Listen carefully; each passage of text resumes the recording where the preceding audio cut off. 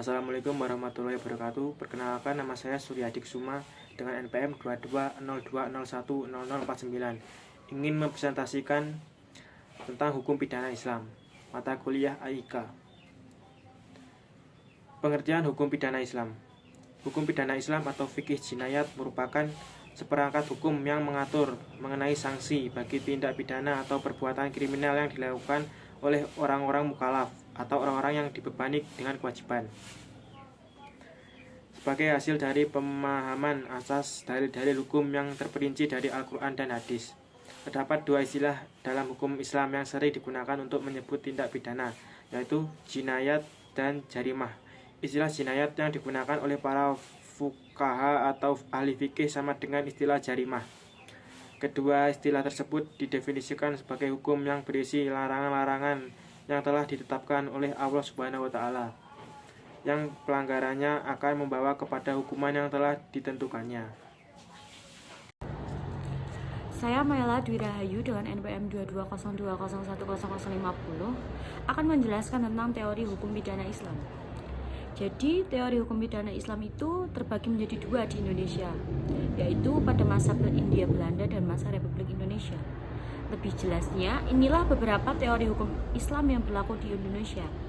Pada masa Hindia Belanda menempatkan hukum Islam pada dua keadaan dalam dua periode, yaitu satu, periode penerimaan hukum Islam secara penuh atau sering disebut dengan teori resiptio in complexo.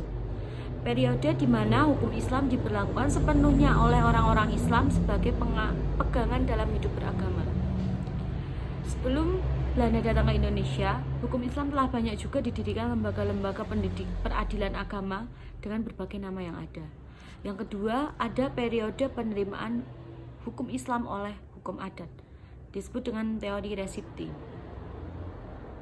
Periode di mana Islam baru diberlakukan apabila dikehendaki atau diterima oleh hukum adat, sehingga dapat dikatakan bahwa teori ini menentang teori yang telah berlaku sebelumnya, yaitu teori resipti in complex.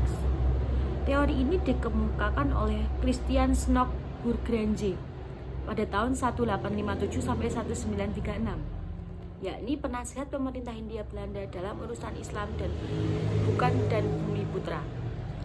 Menurut Snock, hukum Islam dapat diterapkan jika telah menjadi bagian dari hukum adat. Yang terakhir ada resiptio i contrario teori, kebalikan dari teori resepsi. Teori ini dikemukakan oleh Hazirin dan Sayuti Tholib sebagai pematah teori resipti. Dikatakan sebagai pematah karena teori ini menyatakan pendapat yang sama sekali berlawanan arah dengan teori resipti dari Christian Bourgrange. Pada teori ini justru hukum adatlah yang berada di bawah hukum Islam dan harus berjiwa dengan hukum Islam, sehingga hukum adat baru dapat berlaku jika telah didelegasikan oleh hukum Islam. Kemudian tujuan pokok penjatuhan hukuman dalam hukum pidana Islam ada dua, yaitu satu, pencegahan. Pencegahan adalah menahan orang berbuat jarimah agar ia tidak mengulangi perbuatannya atau agar tidak terus-menerus melakukan jarimah.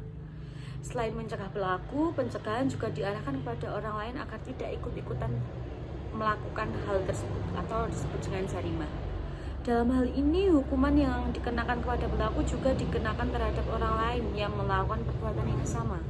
Dengan demikian, kegunaan pencegahan adalah rangkap, yaitu menahan orang yang berbuat untuk tidak mengulangi perbuatannya dan menahan orang lain untuk tidak berbuat serta menjauhkan diri dari lingkungan kejahatan. Yang terakhir atau yang kedua ada perbaikan dan pendidikan. Tujuan ini adalah untuk mendidik pelaku jarimah agar menjadi orang baik dan menyadari kesalahannya. Adanya hukuman ini diharapkan dapat menumbuhkan kesadaran pelaku bahwa ia menjauhi jarimah bukan karena takut hukuman, melainkan karena kesadaran diri dan kebencian terhadap jarimah serta dengan harapan mendapat ridho Allah. Sekian apa yang bisa saya jelaskan dari materi hukum pidana Islam. Oke, selanjutnya saya akan menjelaskan tentang sejarah hukum pidana Islam.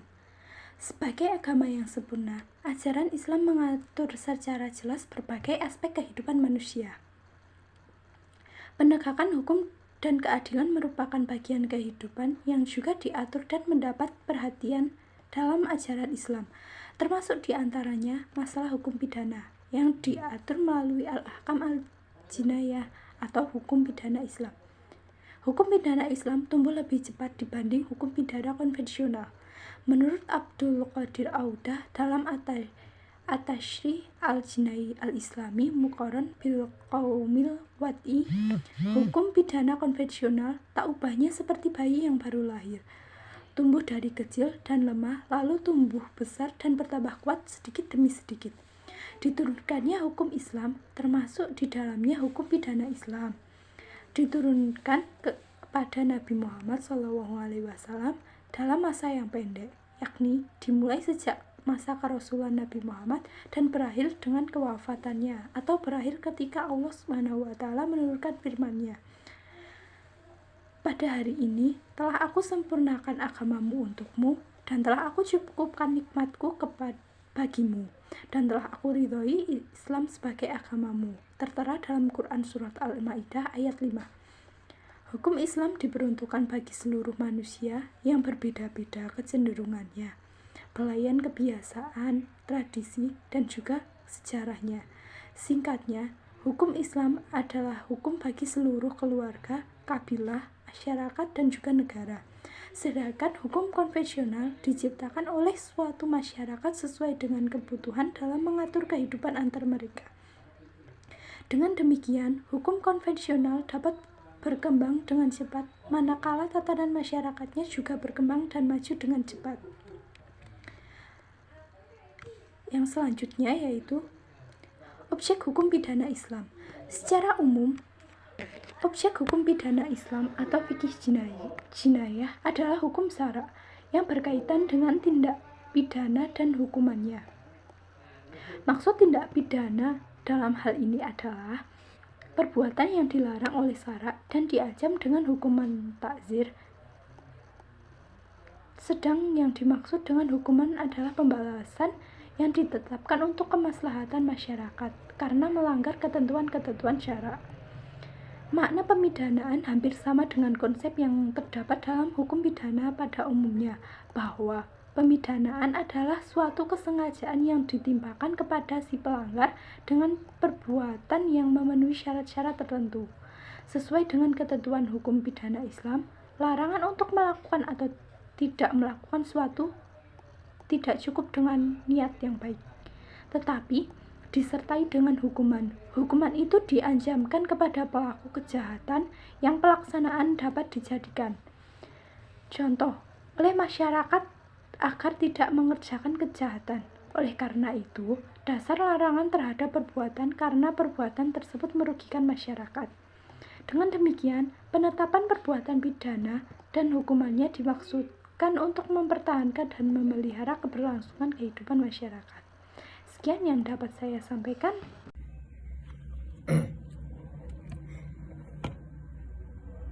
Saya Diva Syarif Bintang dengan NPM 2202010027 ingin menjelaskan tentang perbuatan-perbuatan yang termasuk tindak pidana menurut hukum pidana Islam.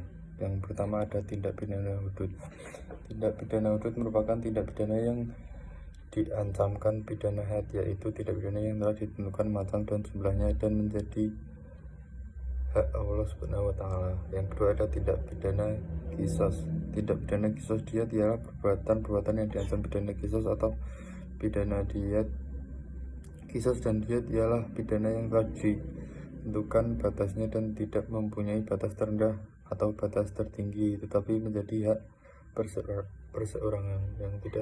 Yang ketiga ada tindak pidana tazir. Tindak pidana tazir ialah perbuatan yang diancam dengan pidana tazir. Pengertian tazir ialah memberi pengajaran.